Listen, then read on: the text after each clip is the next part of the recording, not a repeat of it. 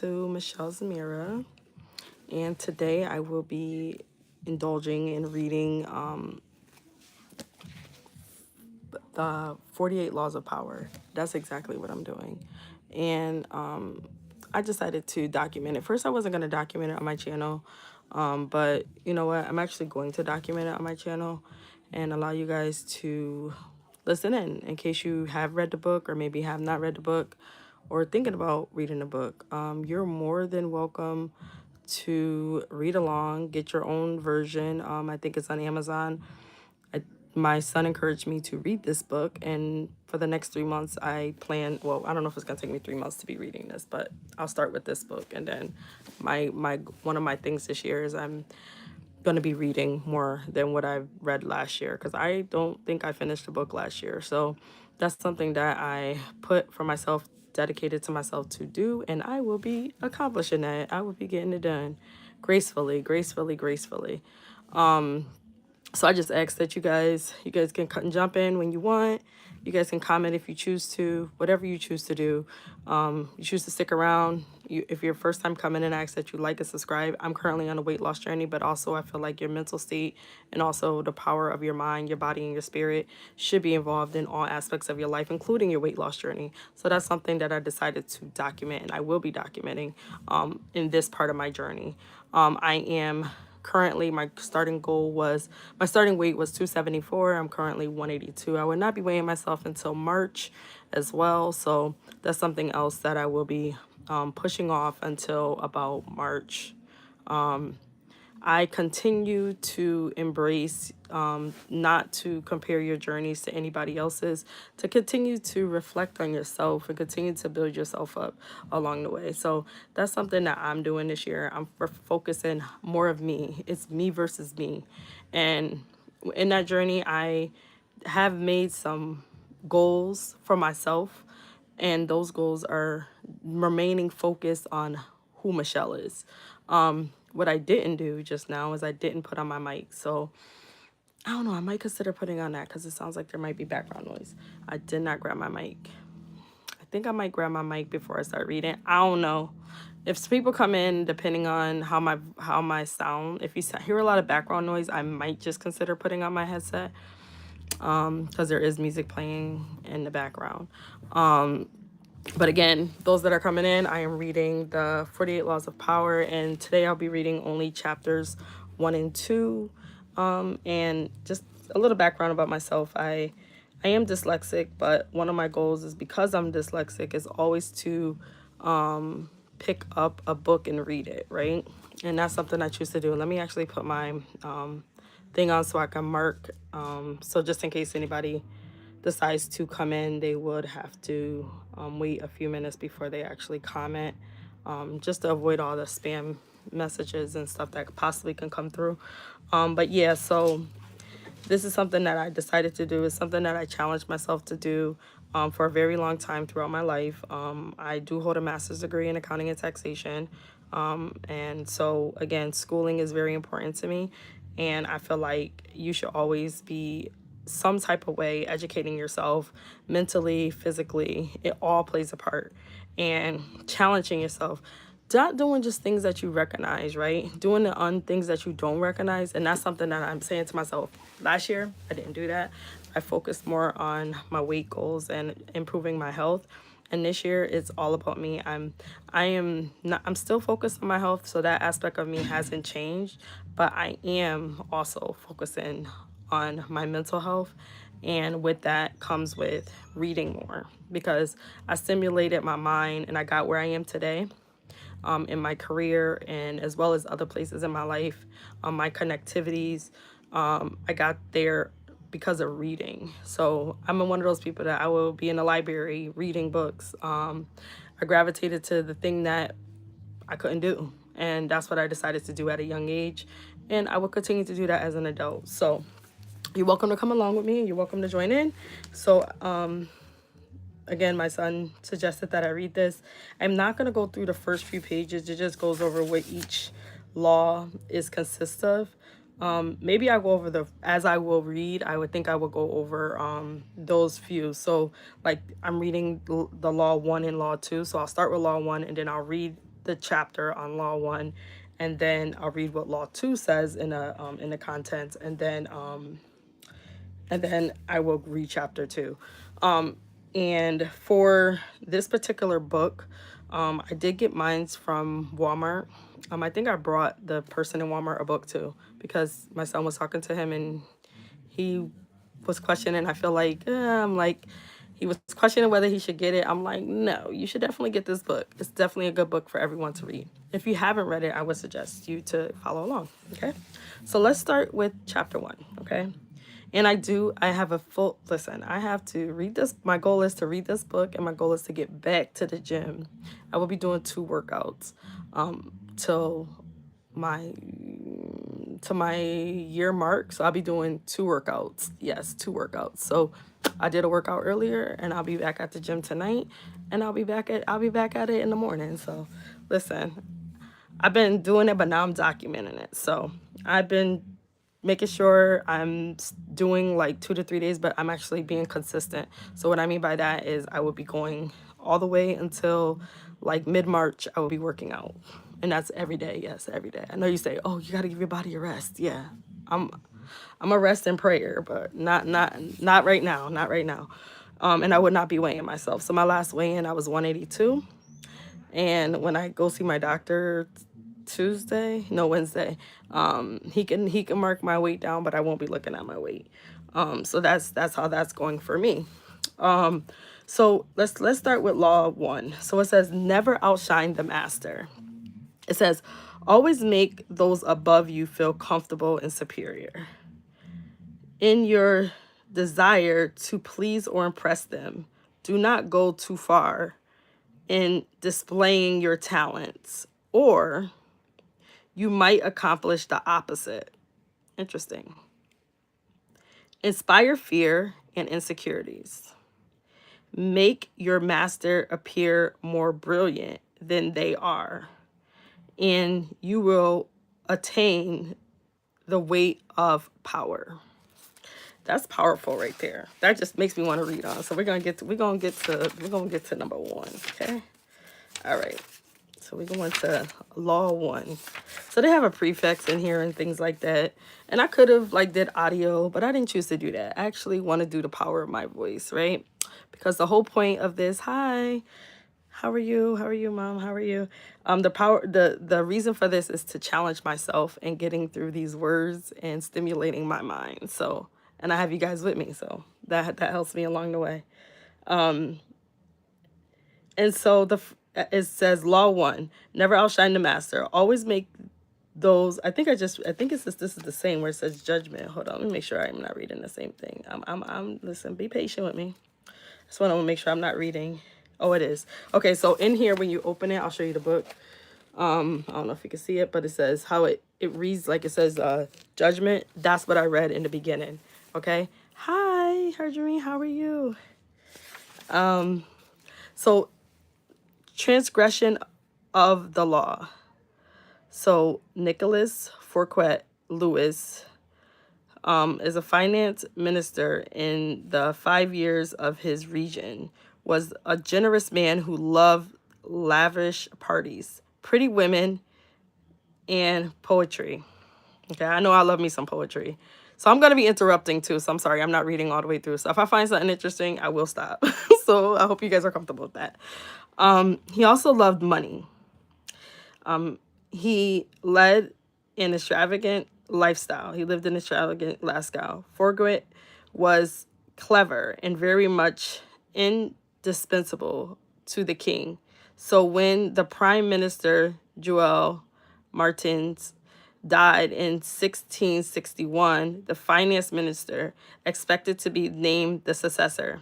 Instead, the king decided to abolish the position. This and other signs made Fourquet suspect that he was falling out of favor, and so he decided to integrate himself with the king by staging the most spectacular party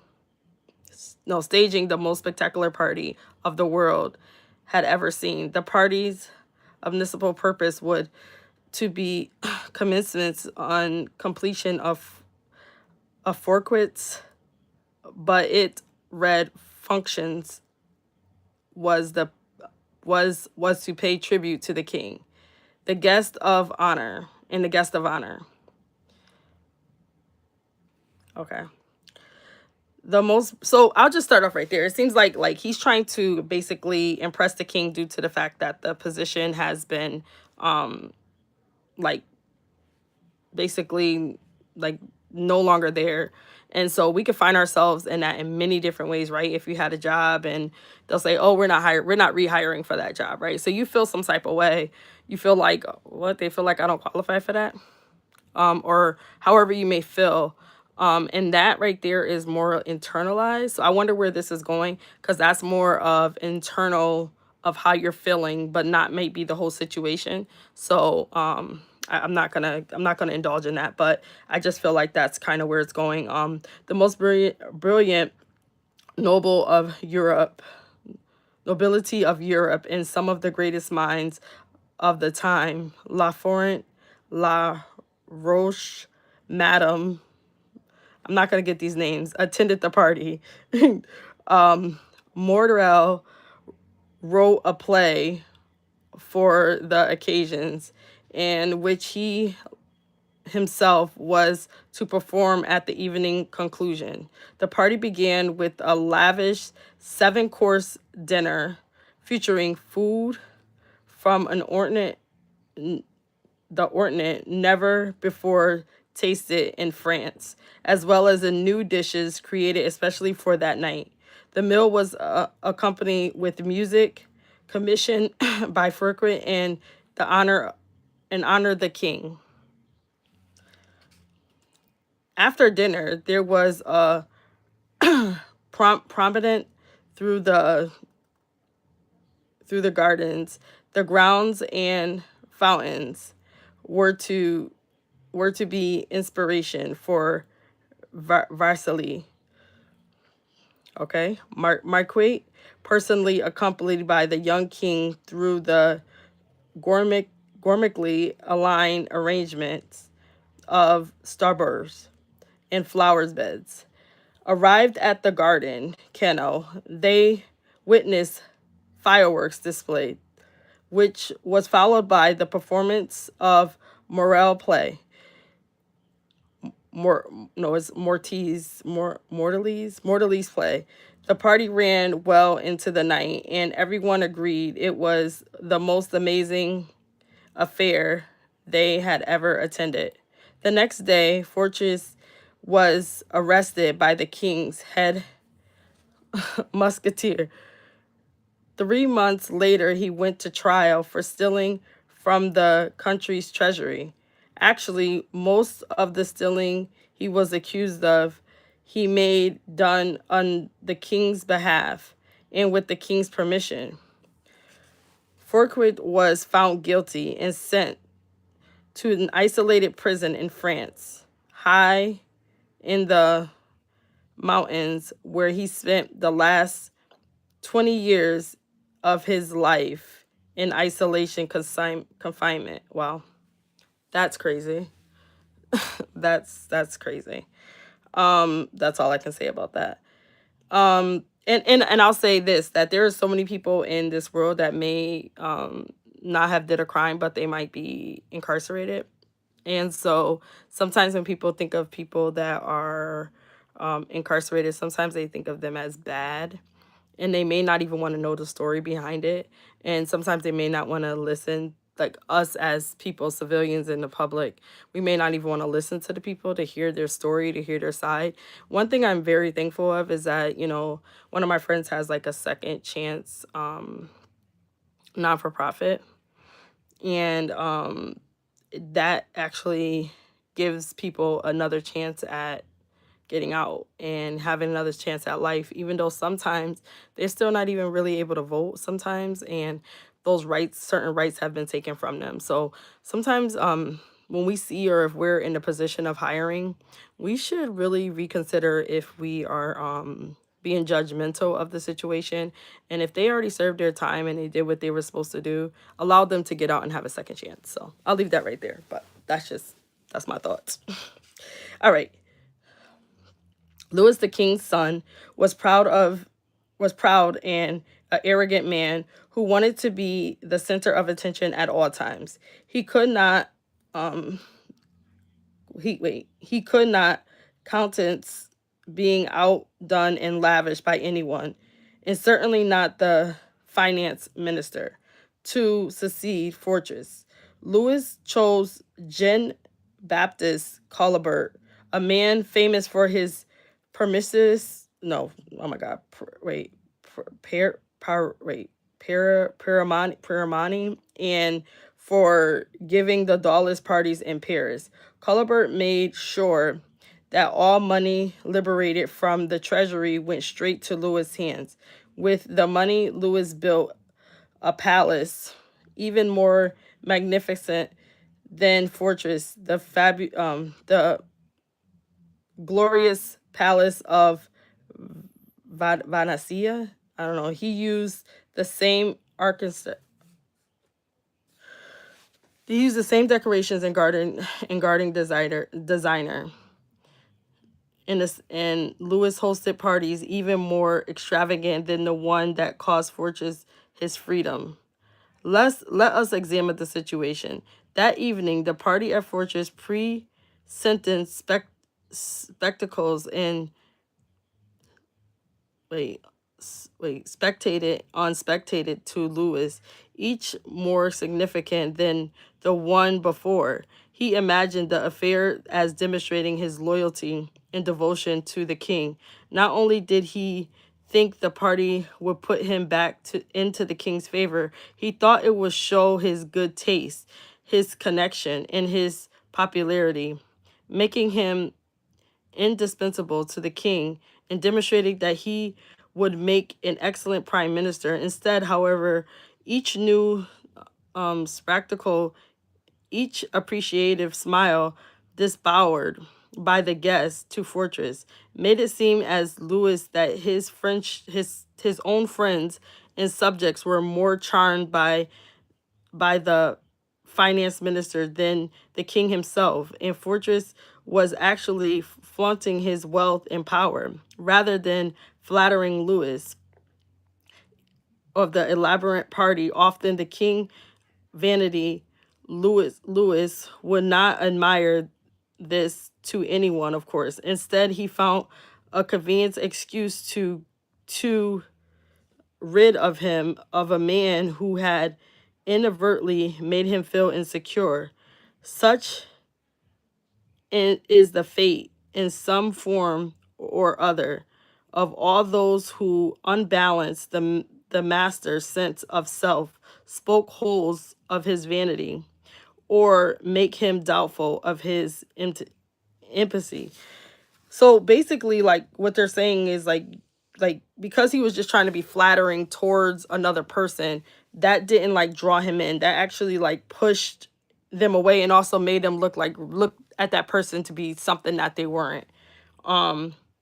So, and then it goes on to say, the observation of the law is in the early 1600s, an Italian astronomer and mathematician. Oh my gosh, I'm not gonna say magician because one of my friends would like laugh at me because I that was a whole like scenario that we had. But mathematician found himself in a precautious position. He depended on a generosity of a great ruler to support his research. And so, like the Renaissance scientist, he would sometimes make gifts for his inventions and discoveries to lead patrons of the time.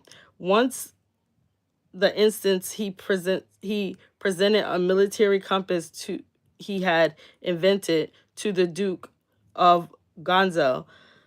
Then he dedicated a book explaining the use of the compass to the Medicis. Both rulers were grateful, and although them wait, although, I don't know why they said although them, but although them, Gallego was able to find them, was to find more students to teach. No matter how great the victory, the discovery, however, his patron usually paid him with gifts, not cash. This made for a life of contra, constant insecurities and dependence. They must be an earlier way, he thought. There must be an easier way, he thought. But Gallagher hit a new strategy in 1610 when he discovered that the moons of Jupiter, instead of dividing the discovery among the patrons, giving one of the telescopes he had used, dedicating the book to another, and so on, as he has done in the past, he decided to focus exclusively on the Maddox and close to the Maddox. He, for that one reason, shortly after Camisco, I had established that Medici dynasty in 1540. He had made Jupiter the Midas of the gods and the symbol of the power that went beyond the political banking. One linked the ancestry Rome and its divisionists.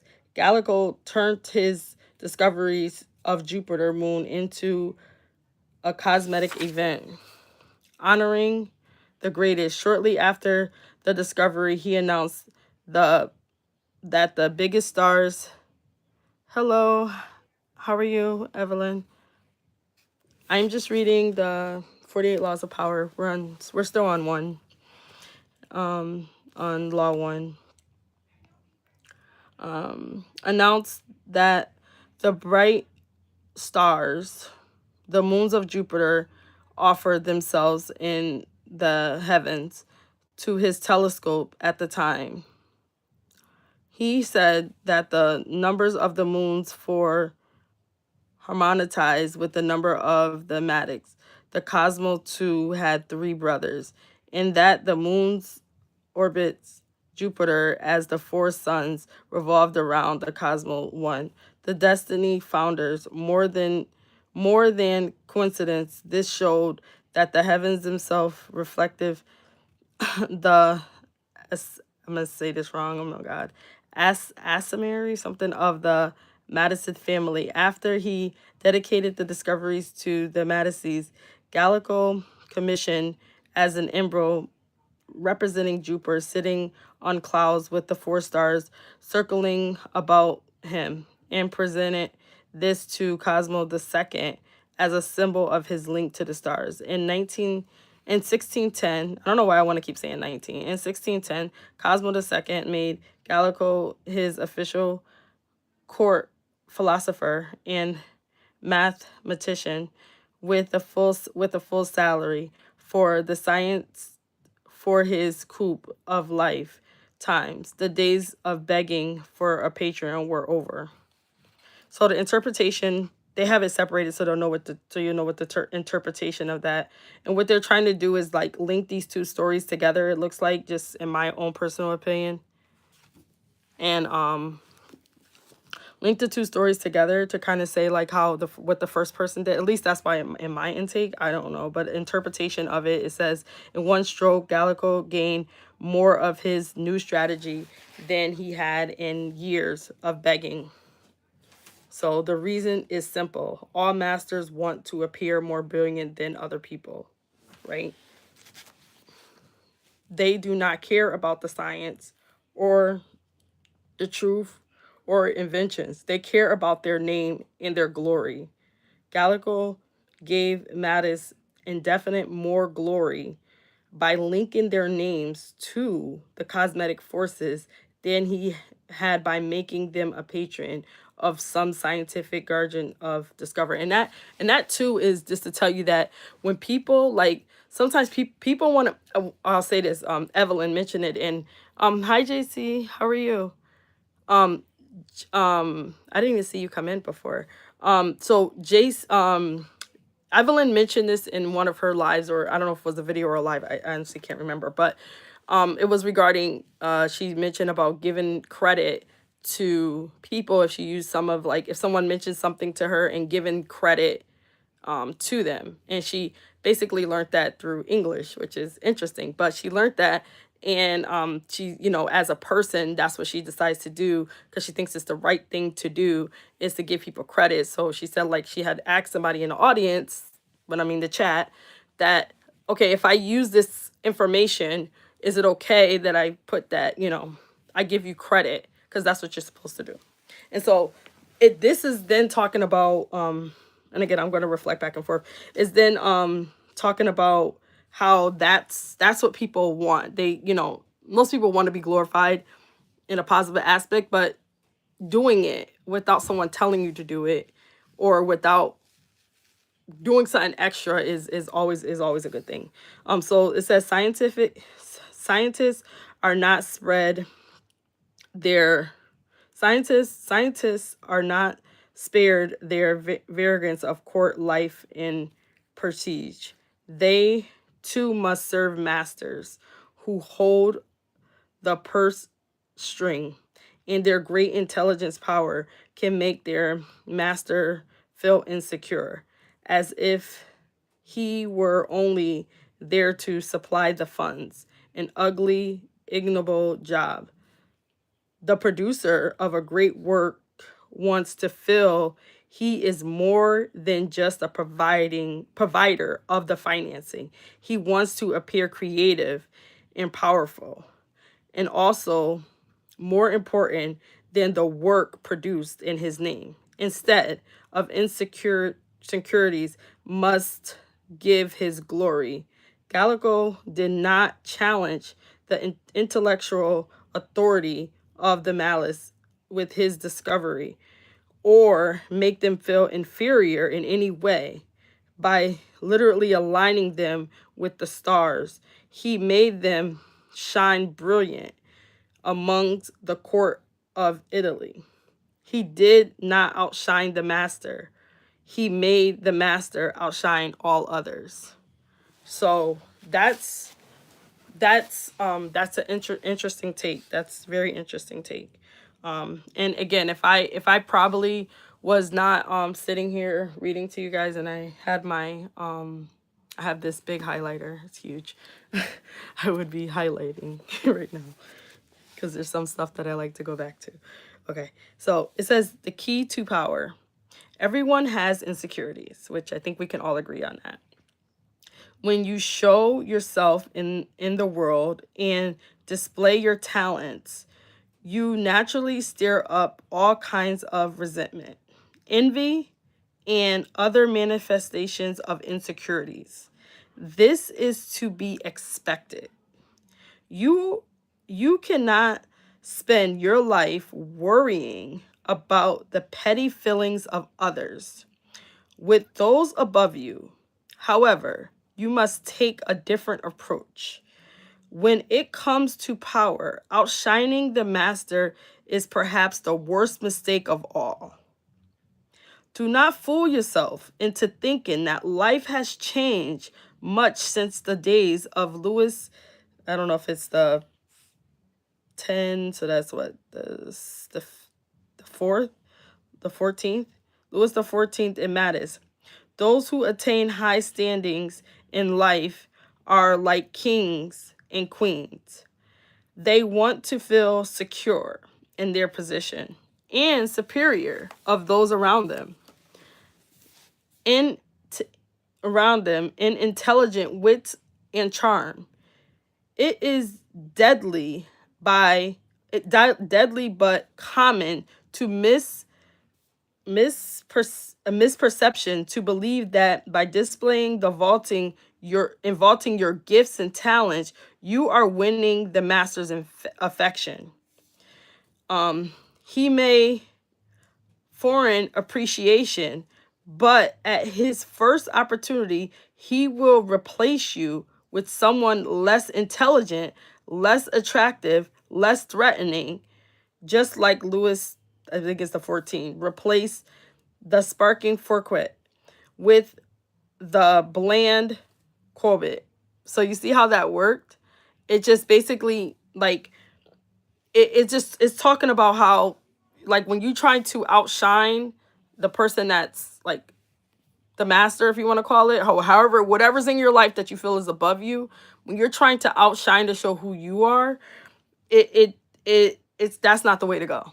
That's just not the way to go. And that's what this book is saying. I would tell you too, this book has been like prohibited for people in prison too. This again, you can get this at Walmart, you get it at Amazon, get it online, have it read to you and all of that. But just so you know, just in case anybody else came in. And welcome, Barry. Thank you for stopping in. Nice seeing you. Harjarine, I think I spoke. Yeah, thank you guys all for coming in. I appreciate you. Okay, so, and again, I'm reading just so everybody that's coming in, I'll give you guys this, I'll just circle back to, I'm reading this because this year, it's me versus me. And I'm reading this, all the way until I'm done with it. But my goal is to read at least 10 pages a night or more. Just today I'm going to try to read 1 and 2 of the laws. That's my goal. And I also am still on my weight loss journey, and I'm down to 92 pounds. I'm almost at 100. I probably will get there soon. I'm actually not weighing myself in to official weigh-in until March. And that's when I would be a year in on my weight loss journey. So I'm assuming at that time I will be under like 174 because my starting weight was 274. And so the reason why I decided to read this book is to just focus on like something I didn't focus on last year, which was myself in the sense of my mental health. And this kind of helps me because I am dyslexic, and something that I've always done up until last year, I didn't do it, was I always decided to read something. And because I have a YouTube channel, I prayed on it, and I've been contemplating, and I said I'm going to come and I'm going to read it here. Even though I know I'm not the best reader, I am going to challenge myself, and I'm going to let my fears go away, and this is why I'm doing it. So just so you guys are aware, and anybody coming in, please like, subscribe if you would like to continue to look at my journey. Yeah, so all right, so we're going to get back into the book. And I did say I will be stopping here and there, just giving my own intake. You're welcome to add, thank you. You're welcome to add more if you want into the content. Thank you very much, Harjarine. And so that basically was just a intake on, like, don't outdo the master, So this law involves 2 rules that you must realize, okay? First, you can overtly outshine the master simply by being yourself. There are masters who are more insecure than others. There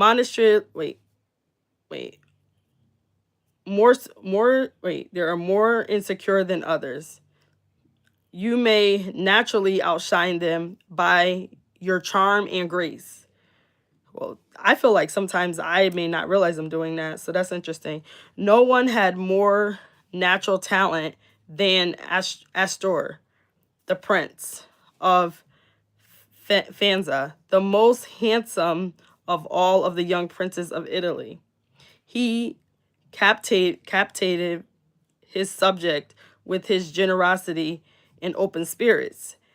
In the late 1500s, Borgia laid a siege to Faenza when the city surrendered. The citizens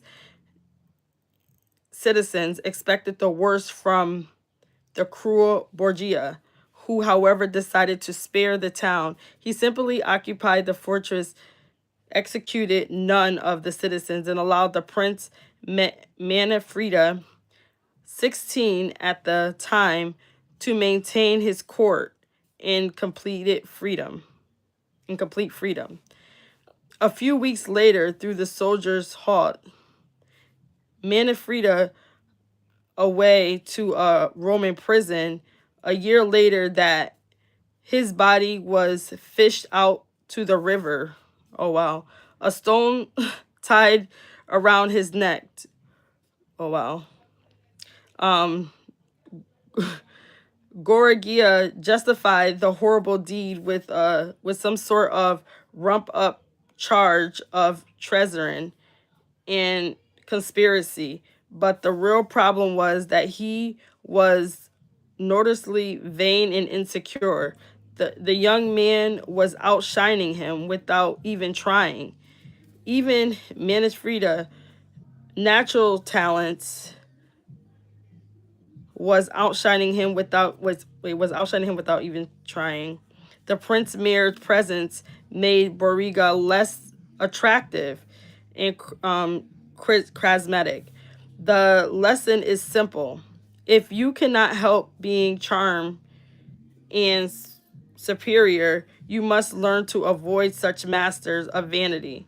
So it's like telling you to, you gotta avoid trying to like you have to avoid to try to like having people, thank you Evelyn, you have to avoid, thank you mom, thank you, you have to avoid trying to my godmom's in the chat, Lucinda, that's her, Cindy, you can call her Cindy.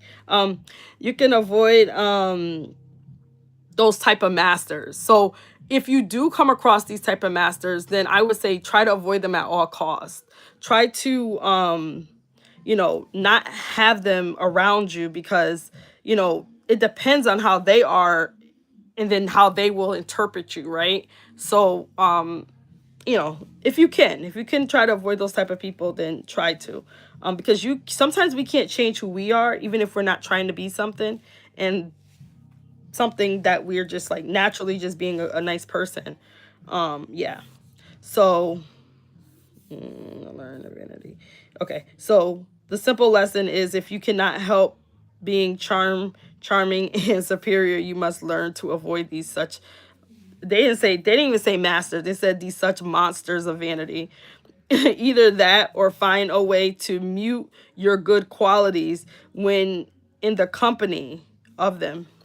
Second, never imagine that because of a master loves you, you can do anything you want. Entire books could be written about a favorites who fell out of the favorite by taking their status for granted, for daring to outshine. In late 16th century Japan, the favorite emperor Hideyoshi was a man called Sen no Riku, the premier artist of the tea ceremony, which had become an obsession with the nobility. He was one of the most trusted advisors, had his own apartment in the place, and he was honored throughout Japan. Yet in 1519, Hideshira had him arrested and sentenced to death. So Rikuwa took his own life instead. The cause of his sudden change of fortune was discovered later. It seems that Rikuwa, former peasant and later court favorite, had a wooden statue made of him wearing a sign of nobility. So he like, it sounds like he had like something made of him saying like he was noble. So that's what kind of like made him like not look at him the same. He had his statue placed in the most important temple inside of the palace gates, and clear sight of the royalty who often would pass by. To Hideshari, I don't know, I'm saying these names wrong. So this signified that Riku had no sense of limit, presuming that he had the same rights as those of the highest nobility. He had forgotten that his position depended on the emperor, and he had to become that he had earned his own. This was, and I'm almost done with the first law. This, let me see, hold on, let me go back because I think I messed up. This was an unforgettable miscalculation of his own importance, and he had paid for it with his life. Remember the following: never take your position for granted. Never let your favorites you receive go to your head. Knowing the dangers of outshining your master, you must turn this law to your advantage. First, you must flatter and puff up your master. Avert. Flattering can be effective, but has a limit. It is too direct and obvious, and look bad to others, and it could look bad to others. Discreet flattering is much more powerful. So discreet flattering, that's like basically not really like, but doing it, but not really letting it be obvious, right? I think that's what that's referring to. If you are more intelligent than your master, for example, seems the opposite. Make them appear more intelligent than you. Act naive. Make it seem that you need his expert. Commit harmless mistakes with that will not hurt you in that would not hurt you in the long run, but will give you a chance to ask him for help. Masters adore such requests. A master who cannot disbow on you the gifts of his experience may direct rancor and ill will at you instead. If your ideas are more creative than your master, upside them to him in a public manner as possible. So don't say it like out in front of other people, because if you say it out in front of other people, they may despise that. Basically, make it clear that your advice is merely an echo of his advice. So always give credit to your master, okay? If you suppress your master in wit, it is okay to play the role of the court jester, but do not make him appear cold, surely, or comparison. Tone down your humor if necessary, and find ways to make him seem the despair of amusement of a good cheer. If you are naturally more suitable and generous than your master, be careful not to be the cloud that blocks his radiance from others. He must appear as the sun around which everyone revolves, radiant, power, brilliant, the center of attention. If you are the thrust into the position of entertaining him, a display of his limit means may win you his sympathy. Any attempt to impress him with your grace and generosity can prove fatal. Learn from Furquet or pay the price. In all of these cases, it is not a weakness to disguise your strength. If in the end they lead to power, by letting others outshine you, you remain in control instead of being the victim of their insecurities. This will come in handy the day you decide to rise above your inferior status. If, like Gallico, you can make your master shine even more in the eyes of others, then you are God sent and will be instantly promoted. So this is interesting that I'm reading this right now, because I'm currently in the hello Miss Toy, how are you? I'm currently in the process of, I don't know, but we'll see what happens. But this might, I don't know if I'm hoping that, one day I can get from being where I'm at in my position and being much higher. So the images, the stars in the sky are, there cannot be only one sun at a time. There can be only one sun at a time. Never obscure the sunlight or revival the sun brilliance. Rather fade in the sky and find your way to heightness in the master's stars intensely. So I find that very interesting. They put it, so look how they put it at the bottom. I don't know if you can see it. They put it at the bottom of the book, that saying. So I think that's pretty cool. Authority. So, and they have like red writing. So like the part that they want you to read, different parts. So authority. Avoid outshining the master. All superiors are, all superiorities, but the superiorities of the subject over the prince is not only stupid, it is fatal. This is a lesson that the stars in the sky teaches us. They may be related to the sun, but just brilliant, but they never appear in her company. That's interesting. So the reversal, so this is interesting. They're writing a reversal about this. So they say, you cannot worry about upsetting every person you come across. Okay? I'm learning this right now. I'm learning this. But you must be selectively cruel. Okay? If your superior is a falling star, there is nothing to fear from outshining him. Do not be merciful. Your master had no such scrumble in his own cold blood climbing to the top. Grudge his strength. If he is weak, discerningly, yeah. Thank you, Evelyn. Appreciate it.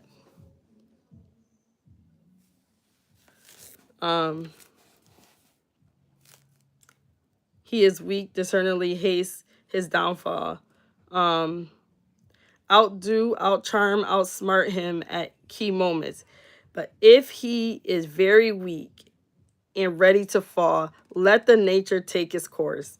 Do not risk outshining feasible superiors. It might appear cruel and spiteful, but if your master is firm in his position, yet you know himself to be the more capable, bide your time and be patient. It is a natural course of things that the power eventually fades and weakens. Your master will fall someday, and if you play it right, you will outlive and someday outshine him. So that was the first law. Never outshine your master. Yes, that's the first law. Thank you, Evelyn. Thank you. Yep. So, let me see how many pages this is. I don't want to keep you guys all night because I do want to get to the gym. This one's a little bit longer. Let me see how many pages I read already. Hold on.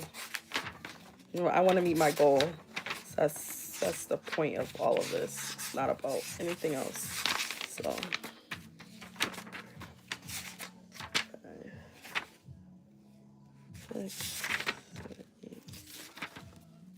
All right. So I guess I can finish too because it'll be almost done. It'll be almost 10 pages. So if you guys don't mind, if you guys have to go, I understand. I know it's late and everybody has to work and it's almost 9:30.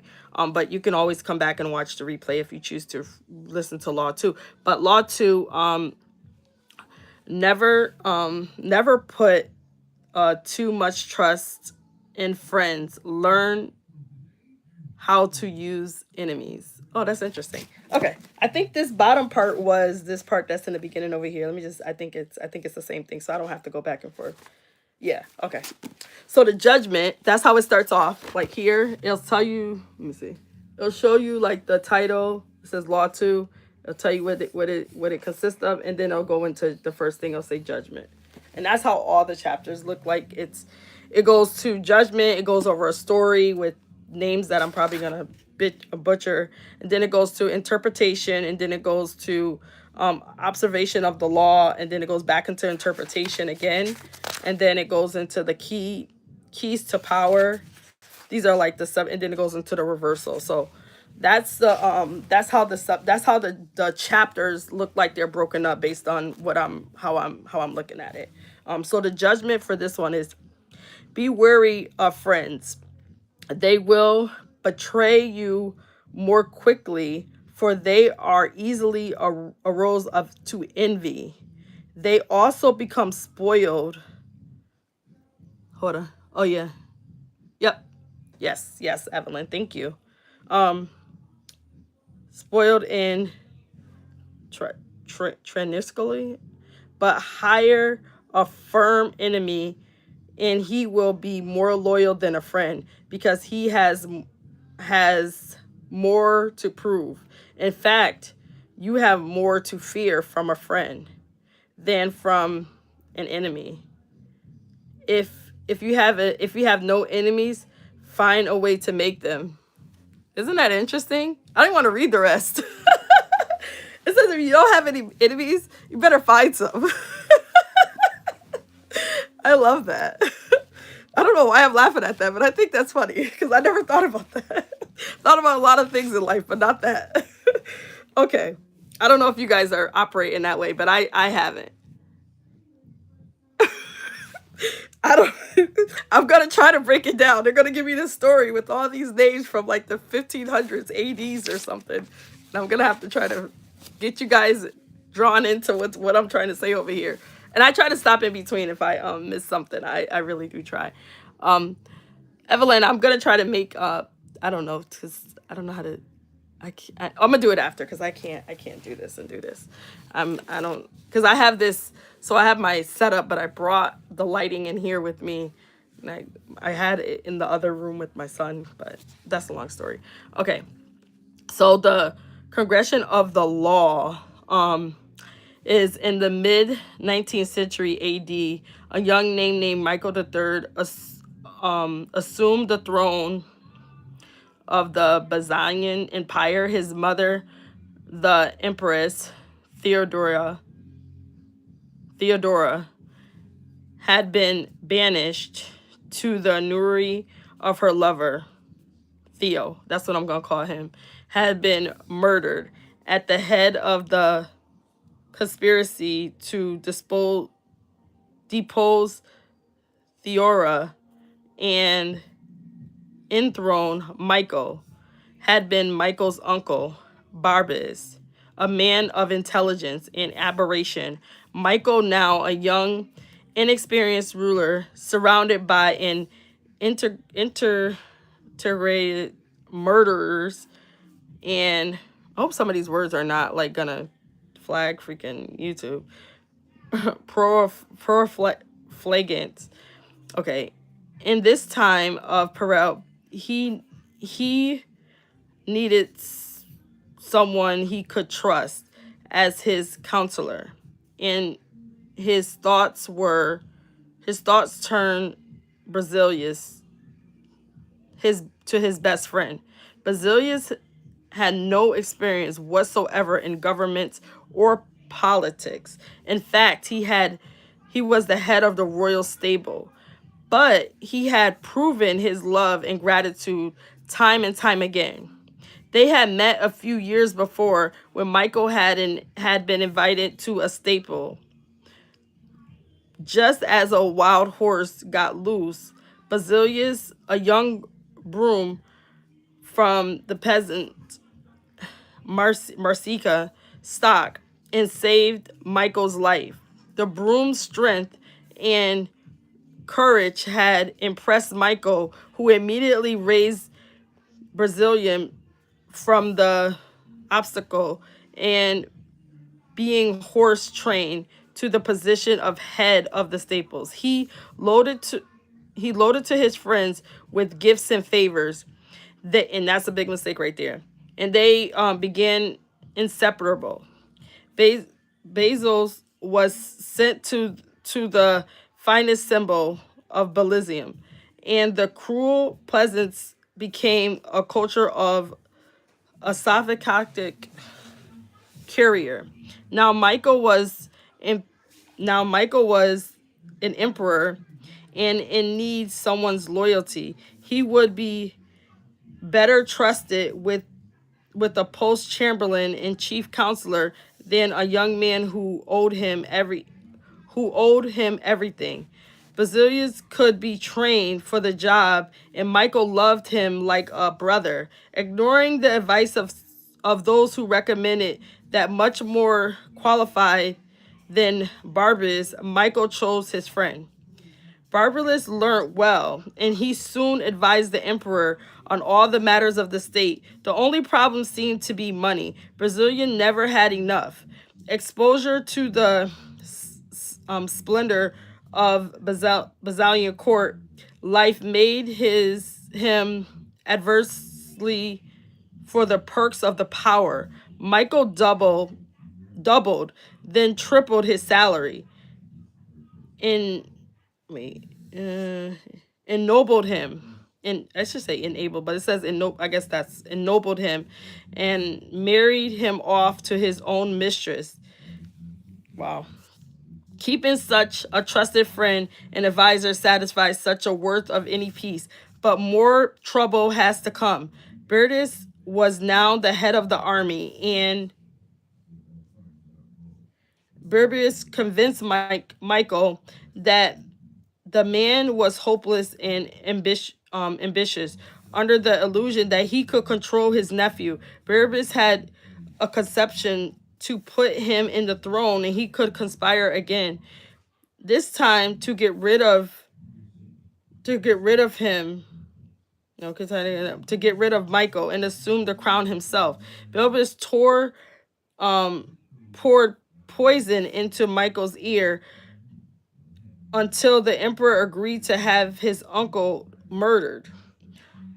During a great horse race, Balabus closed in on the crowd and stabbed him to death. Soon after, Babulus asked that he replace Barbarius as the head of the army, where he could keep control and redeem the Quirrell rebellion. This was granted. Now Belus was the power of the wealth only grew, that the wealth that he didn't grow. And a few years later, Michael, in the financial strains from his own extravagance, asked him to pay back some of the money he had borrowed over the years to Michael. Shocked and established, Babulus refused, with the look on his impulse that the emperor suddenly realized his predicament. I don't know. The former stable boy had more money, more allies in the army, and in the end more power than the emperor himself. A few weeks later, after a night of heavy drinking, Michael awoke to find himself surrounded by soldiers. Babulus watched as they stabbed the emperor to death. Then, after proclaimed himself emperor and rode his horse through the streets of Babylon, burying the head of the former Benford and his best friend at the end of the long pike. So basically, he was a coward to do something like that. Oh no, this is not a book club. So, Miss Toy. So I'm reading this because every year usually I read a book, and so because I have my YouTube channel, I decided to engage and have you guys part of my reading of a book. So I am dyslexic, and I went to school and things like that, but one of the things I always struggled with since I was younger is reading and writing. And so because of that, I stay in the library, I read books, and I haven't read a book last year. And so my son, actually, we went to Walmart, not this year, last year. We got this book. I was still supposed to be the book I read last year. I didn't. I was so focused on my weight loss journey. And so this helps me mentally to read. And so that's one of the things that I will be doing on my channel, is finishing this book. And I do typically like to just stay reading, and that's something that I do. And I know I'm not the best reader, but I decided to challenge myself and let go of my fears and do it on this channel. So that's what I will be doing, and I will be engaging And I my goal is right now is to continue with my weight loss journey, and I would continue to have also putting out some more content on that as well. But yeah, this is the first time that I'm actually reading out loud in front of people. This is something that I actually don't do because I'm not a good reader. So again, I am fighting my fears this year, and it's me versus me and nobody else. But this, my son was like, because I was like, oh, is the book up? Do you have the book? And he said he had the book. So this was the book that I chose. I did pick up 2 books that day, the day that we got this book and another book. But I chose this one to start with. And so I'm kind of glad I did, because it has just listening to Law 1, and I don't know where Law 2 is going, but just the beginning of Law 2, I'm very much interested. Especially when I'm in a stage of my life right now where I'm working on like growth within and also elevation. And that's something that I've always elevated myself. Thank you. I'm always elevating myself in some way, like my education. I'm always completing a certification. I've always did that throughout my whole career. Like I was working on my doctorate degree, working on my nursing degree. I will have my RN, so just FYI. So those are the things that I do on the side just to make sure that I am consistent. But I'm great with numbers. Like I have total opposite. Like I'm excellent with numbers, but the other side is reading. So this is my challenge. And because it's my challenge, I'm breaking that, and I'm putting it forth to everyone, and I'm okay. I'm okay with that. So thank you for everyone that's joining in, and those and I think for everyone that's in the comments. Thank you, Miss Toy. Thank you for Evelyn. I appreciate both of you. Thank you everyone who came in. Yeah, I know I should drop my fears. I know. Thank you. Just keep praying for me. So beautiful Evelyn, oh my gosh, my godmother Cindy, she's in the comments. I call her mom, and she's my prayer warrior. You know how I be saying I don't know if you heard, I said I be getting on the prayer line and stuff and be praying. She's the prayer warrior right there. She don't be playing. So I gotta love her. So we got prayer line for how long? Is it 12 years, 13 years? I'm probably Canada's 2, so no, Canada's 14, so maybe 12 years. I don't know. You correct me. How many years on a prayer line?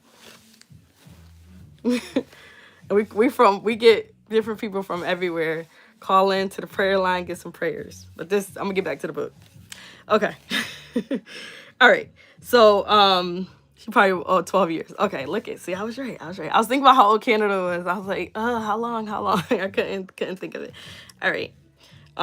Yeah, that one right there. She got me through some stuff right there. Definitely got me through a lot of stuff. So the interpretation of this is basically that Michael III staked his future for a sense of gratitude for his rebellious must feel for him. Sure. Okay, hold on. It says Michael III staked his future for a sense of gratitude. He thought that Belibus must feel for him. Surely Belibus would serve his best. He owned the emperor, his wealth, his education, his position. Then once Belibus was in power, anything he needed, it was best to give it to him, strengthening the bond between the two men. He was only the fateful day when the emperor saw the smile on Belibus' face that he realized his deadly mistake. He had created a monster. He had allowed a man to see power up close, a man who then wanted more, who asked for anything and got it, who felt encumbered by the charity he had received and simply did what many people do in such a situation. They forget the favors they have received and imagine they have earned an image they have earned their success by their own merits. At Michael's moments of realization, he could still have saved his own life, but friendship and bind and love blind every man to their interests. Nobody believes a friend can betray. And Michael went on disbelief until the day his head ended up in a pike. That is wow. So basically, I don't know why I was thinking about this, but that also brings me to, like, being equally yoked, and not to get spiritual, but to be equally yoked and to make sure you're finding the right people around you. And because, like, people can portray you, and then you take your own life, and it's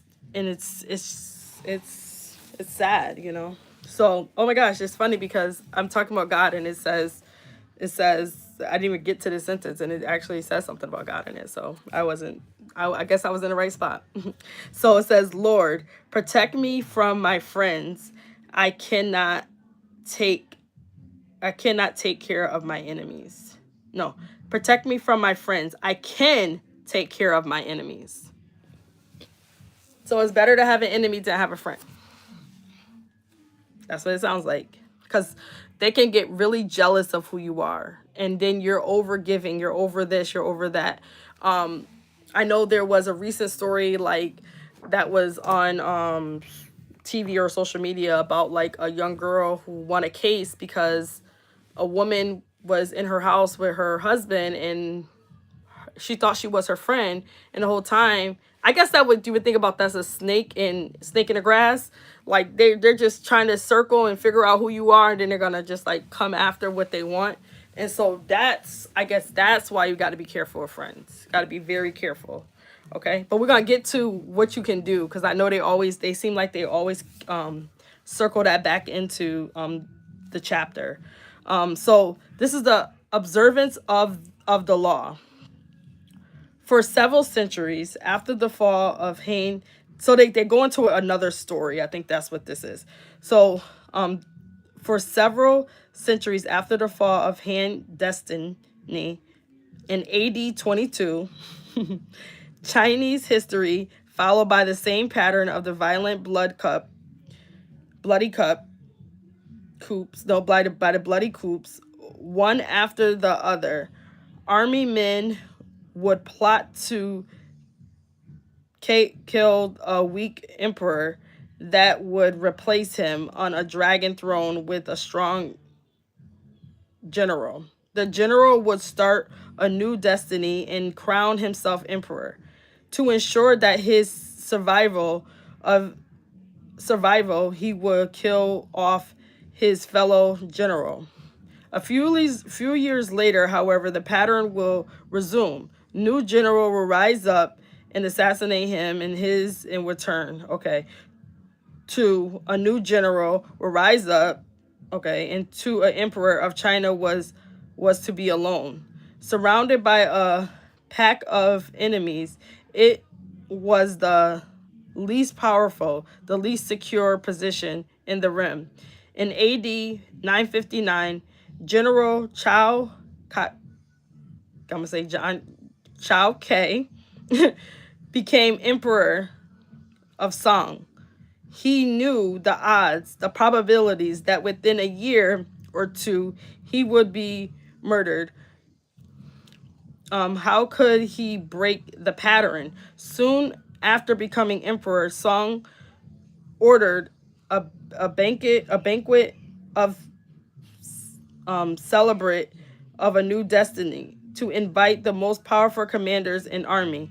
After they had drunk much wine, he dismissed the guards and everyone else except the generals, who now feared he would murder them in one swoop. Instead, he addressed them.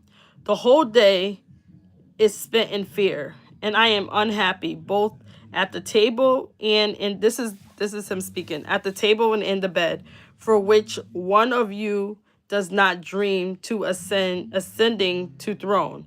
I do not doubt your allegations, but if by some chance your subordinate seeking wealth and position were to force Emperor Yellow's robe upon you in turn, how could you refuse?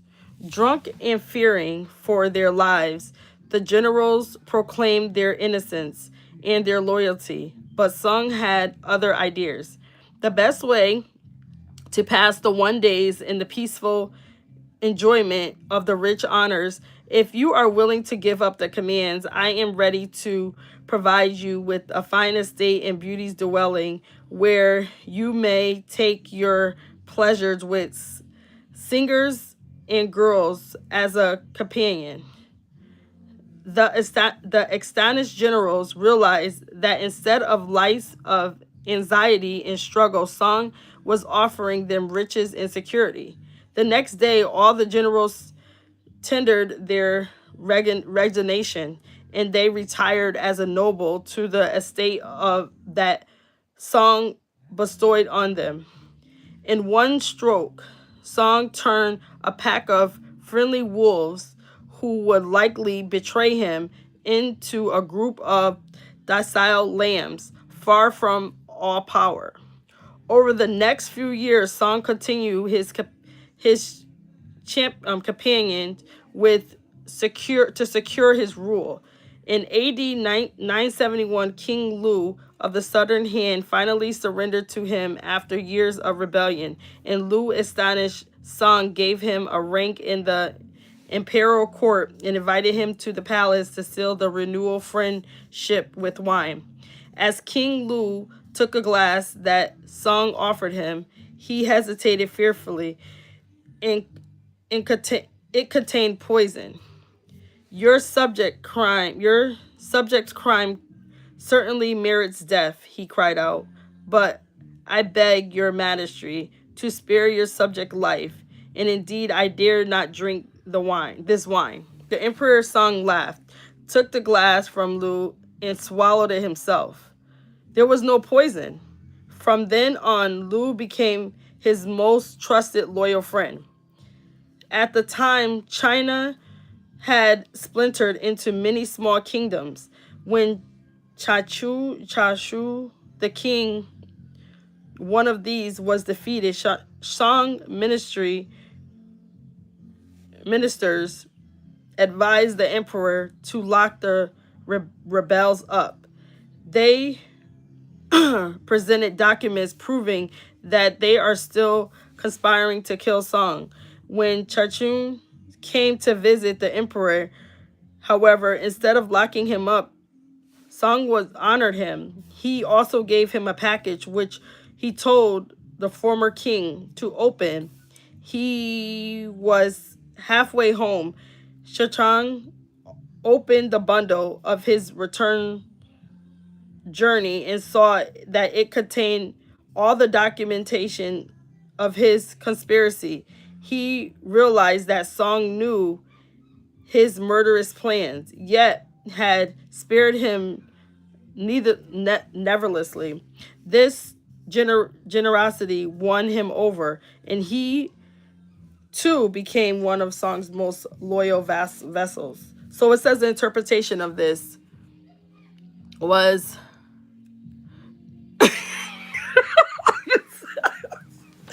what we have to learn.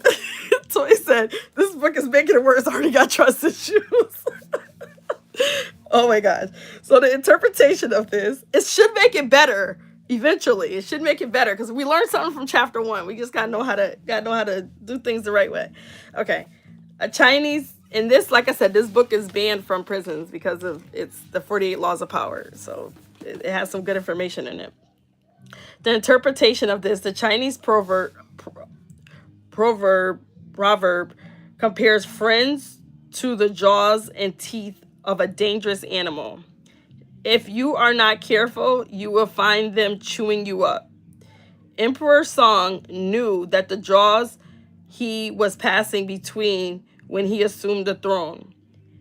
His friends is the army that chewed them up like meat. And if he somehow survived his friends, the government would have taken him for supper. Yes, please choose your friends wisely. Yes, we all have to though. Like I wish, I wish I would have read this actually when I was in school or something. I didn't know nothing about it. Um so the Emperor's Song would have no truck with friends. He bribed his fellow generals with splendid estates and kept them far away. This was much better way to accumulate them than killing them, which would only have led other generals to seek revenge. And Sung would have nothing to do with friendly ministers. More often than not, they would end up drinking his famous cup of poison wine instead of relying on friends. Song used his enemies one after the other to transform them into far more reliable subjects, while a friend expected more and more favors and see with jealousy. These former enemies expected nothing and got everything. A man suddenly spared the glucerous of grateful men indeed, and will go to the end of the earth. The man who has pardoned him. In time, these former enemies became Song's true trusted friends, and Song was finally able to break the pattern of the coup, violence, and civil war. And Song destiny ruled China for more than 300 years. And then it says in the speech of Abraham Lincoln delivered at the height of the Civil War, he referred to the Southerners as fellow humans, being who were in era. An elder woman, what's this? I can't even read this. Hold on. Charismatic him for not calling them irreasonable enemies who must be destroyed. Why, Madam, Lincoln replied, do I not destroy my enemies when I make them my friends? So I guess the key thing is to make our enemies our friends and to choose our friends wisely. I don't know. So this is the next step is just, this is the last part is, as you will see here, is the key of power. So this is going to kind of reflect back on, this whole scenario. So it might give you another take on how to look for better friends. No, the reversal. I don't know. I think both parts do. Then there's the reversal, and then that's it. After the reversal, so we only have like a page and a half to go. Sorry. So the key to power. It is natural to want to employ your friends when you find yourself in times of need. The world is a harsh place, and your friends soften the harshness. Besides, you know them. Why depend on a stranger when you have a friend at hand? The problem is that you often do not know your friends as well as you imagine. Friends often agree on things in order to avoid an argument. They cover up their unpleasant qualities so as to not to offend each other. They laugh extra hard to each other's joke. Since honestly rarely strengthens friends, you may never know how friends truly feel. Friends will say that they love your poetry, adore your music, envy your taste in clothes. Maybe they mean it, often they don't. So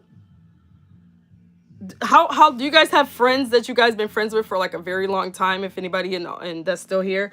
And like if you're coming into the chat and you're watching the replay, how long is your longest relationship with your friends? Like my two friends, I've been friends with them, one 6th grade, one 7th grade, and we're adults. So we knew each other since we were, I don't know, how old are you at that age? Maybe I don't know, maybe like 11, maybe 10, 11. And now we are in our 40s. And that's how long we knew each other. Through children, through marriages and everything. If they know everything about me.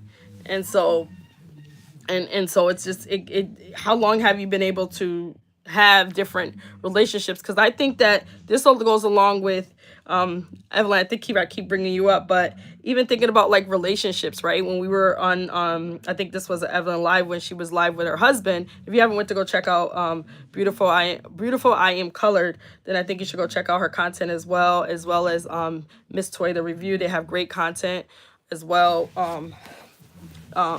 They're both on here, but there's a few other content creators on here that I'll shout them out at the end of my video when I post it, that came on as well.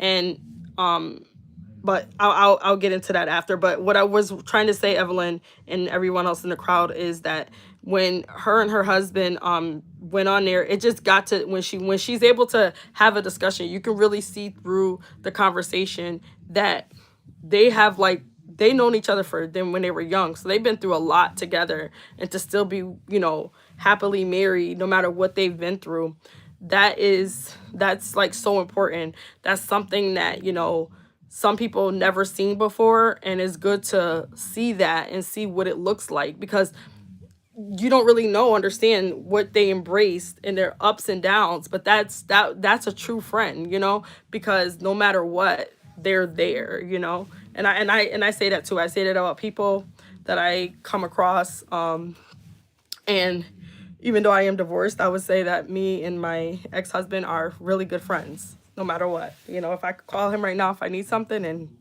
he's gonna like definitely someone I can trust to be like, okay, yes, I can help you with that, you know. So so I'll say that. But okay, so back to this. So let's see. Okay, so when you decide, I think I went to the hire friend. Okay. Okay, so when you decide to hire a friend, you gradually discover the qualities he or she has been keeping hidden. Strangely enough, it is an act of kindness that is unbalanced, that unbalances everything. People want to feel they deserve their good fortune. The receipts of the favor can become oppressive. It means you have been chosen because you are a friend, not necessarily because you are deserving. There is almost a touch of condescending in the act of hiring a friend that secretly afflicts them. The injury will come out slowly, a little more honestly, lashes of resentment and envy here and there. And before you know it, your friendship fades. The more favors and gifts you apply to revive the friendship is less gratitude you will receive. The ingratitude has a long and deep history. It is demonstrated its power for so many centuries that it is truly amazing how people continue to underestimate them. Better to be wary. If you never expect gratitude from a friend, you will be pleasant surprised when they prove they are grateful. The problem with using or hiring a friend is that it will invincibly limit your power. The friend is rarely the one who will be most able to help you. In the end, the skills and competency are far more important than friendly feelings. Michael III had a man right under his nose who have steered him the right way and kept him alive. Then there was Barbers. That was the person that took his life. All working situations require the kind of distance between people. You are trying to work, not to make friends. Friendliness, real or false. Okay, so only observes the fact. The key to power then is the ability to judge who is best able to further your interests in all situations. Keep friends and friendships, but work with the skills and competencies. Your enemies, on the other hand, are in an untapped gold mine that you must learn to exploit. When Talleyrand, Napoleon, foreign minister, decided in 1807 that his boss was leading France to ruin and the time had come to turn against him. He understood the danger of conspiring against the emperor. He needed a partner. A partner. What friends could he trust in such a project? He chose Joseph Forchi, head of secret police, his most hated enemy, a man who had even tried to assassinate him. He knew that their former hatred would create an opportunity for an emotional reconciliation. He knew that Forchi would expect nothing from him. In fact, would work to prove that he is worthy of the Talleyrand's choice. A person who has something to prove will move mountains for you. Finally, he kept their friendship, which Fortune would be based on mutual self-interest and would not be contaminated by personal feelings. The selection proved perfect. Although the conspiracy did not succeed in the toppling Napoleon, the union of such powerful but likely partners generated such interest in cause. Oppositions in their emperor slowly began to spread, and from then on, Talleyrand and Fortress had a fruitful working relationship. However, you can bury the hatchet with an enemy and make the point of putting them in your service. As Lincoln said, you destroy an enemy by making a friend of him. In 1971, during the Vietnam War, Henry Kissinger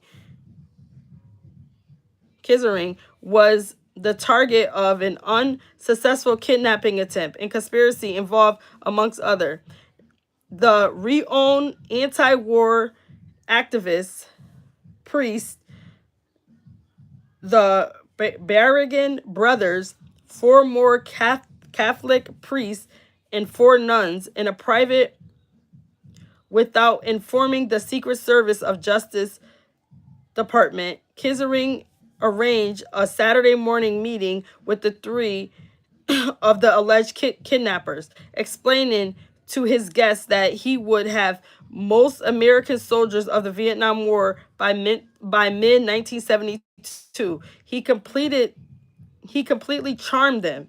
He gave him some kidnapped Kissinger, but tons of ones that remained friends of to those years, inviting them on several occasions. This was not just one-time ploying. Kissinger made a policy of working with those who disagree with him. Colleagues commanded that he seemed to get along better with his enemies than his friends. Without enemies around us, we grow lazy. An enemy at our heels sharpens our wits, keeps us focused and alert. It's sometimes better. We're on the last page. Oh, I just got to read the reversal and then we should be done. Yep. So, sometimes better than to better than to use an enemy as enemy rather than transforming them into a friend or ally. Okay.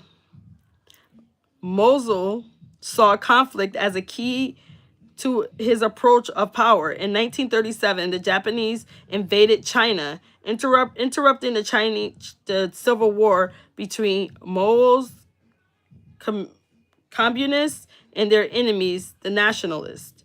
Fearing that the Japanese would wipe them out, the communist leaders advocated leaving the nationalists to fight the Japanese and using the time to re-corrupt Mao disagreed. The Japanese could not possibly defeat and comply a vast country like China for long.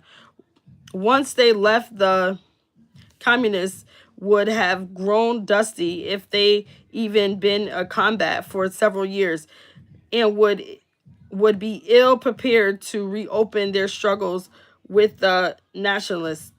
To fight a formidable foe with the Japanese, in fact, would be the perfect training for the communist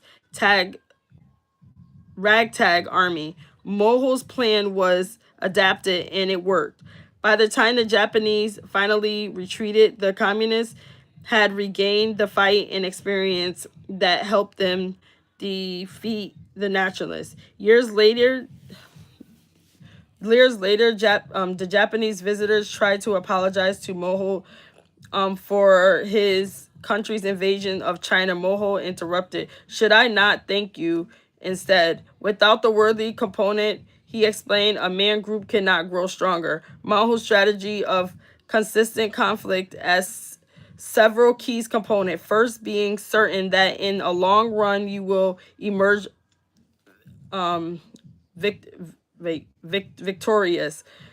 Never pick a fight with someone you are sure you're going to defeat. Moho knew that the Japanese would defeat in time. Second, if you have no apparent enemies, you must sometimes set up a convenient strategies, even turning a friend into an enemy. Moho's knew use the tactic time to regain politics. Third, use such enemies to define your cause more clearly in public, even framing it as a suggestion of a good against evil. Moho actually encouraged China disagreement with the Soviet Union and the United States. Without a clear-cut enemies, he believed his people would lose any sense of what Chinese communism meant, and sharply define enemies as far stronger arguments for your side than all the words you could possibly put together. Never let the presence of your enemy upset or distress you. You are far better off with a declared opponent or than not knowing where your real enemies lie. The man of power becomes conflict, using enemies to enhance his reputation as a sure-footed fighter who can rely upon it in certain times. That's really creative. That is strategic. That's like you're playing checkers and they're playing chess. That's what that is. So the reversal of this, and this ends this chapter, basically, although it is generally best not to mix work with friendship, there are times when a friend can be used as a greater effect than an enemy. A man of a power, for example, often has dirty work that has to be done, but for the sake of the appearance and generally preferably to have others to do it for him. Friends often do this best, since their affection for him makes them willing to take chances. Also, if your plans go away for some reason, you can use your friend as a convenience scapegoat. This false of favorite was a trick often used by kings and sovereigns. They would let their closest friends at the court and take a fall for a mistake, since the public would not believe that they would deliberately sacrifice a friend for such purpose. Of course, after you play that card, you have lost your friend forever, and it is best then to reserve the scapegoat role for someone who is close to you, but not too close. Finally, the problem about working with friends is that it confuses the boundaries and distractions that working requires.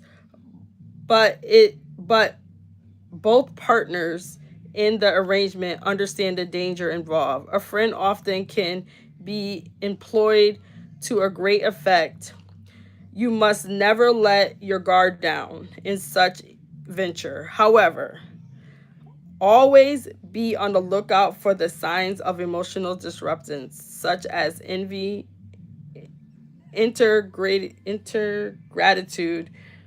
Nothing is stable in the rim of power, and even closest friends can transform into the worst enemies. So that's something to think about. Like, our friends can turn into, it's good that you have a few friends who hate you. That's the moral of the story, definitely.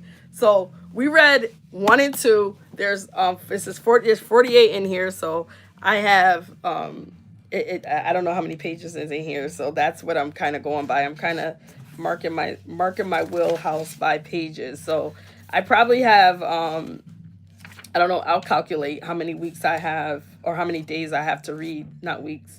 Shouldn't take me weeks, but how many days I have to read this. I think it's about 430 pages. So if I read 10, I'm only going to read 10 pages. But like, I feel like I don't want to like just end in the middle of a chapter, because it seems like how it goes, you kind of need to finish that. So I'll make a determination if I'm going to like, if I don't do my 10, if one of them are split and I don't get to my 10, I will then like do something else. Like I would read a different book on the side, like my Bible or something, and that'll be my 10 pages. But for now, I'm going to continue with this. These 2 chapters are very interested. Okay, let me do what I was going to do. I'll ask first. I was going to ask if I can make any of you moderators on here. I don't really think I have any moderators. I do have my thing set on. Jane is my moderator as well. So again, I'm just going to go through and say thank you to everybody who came in. I always do that. So thank you, Cindy, Mom. Thank you. Thank you, Harjareen, Jane. And if you guys are not, these are content creator, The Boss Way, content creator, great content, Jane as well. Cindy's not a content creator. I told her to put they could be putting their church stuff on here every Sunday, but she don't be on here. So you got to make a channel, hun. Because she's the first lady too. So I called her Cindy, but she's also the first lady of the church. She always said, let me tell you, she always said she would not be a first lady, and she ended up being a first lady. Don't say what you're not gonna be. You don't know what God's plan is for you, boo. You don't know what God's plan is. God's plan was to have you as a first lady, even though you didn't want to be a first lady. Okay, go to the next. All right, so beautiful. I Am Colored, Evelyn. Yes, go check her out. Barry, walking exercises. Go check him out as well. Content creator. Just going down. Miss Toya, the review. Go check her out. And most of these people do go live as well. So, it's always good to go check them out. So if you're watching the replay, just, go to those names that I said, or you could come to the comment section and see their channel names and go follow them. And I will put on the description when I'm done with this. That's something that I'm going to start doing. And also, one of the things that I want to do is also create a playlist for this particular book. That way, if you're unable to get on and you're unable to sign in and see the live, you can always go back and catch up to whatever chapter you would like to. Okay, thank you. So you will always be able to go back and let me also change. I forgot about that. Like, when you make someone a moderator, I don't know if that's still true, but you have to actually I'm trying to see if I can do it.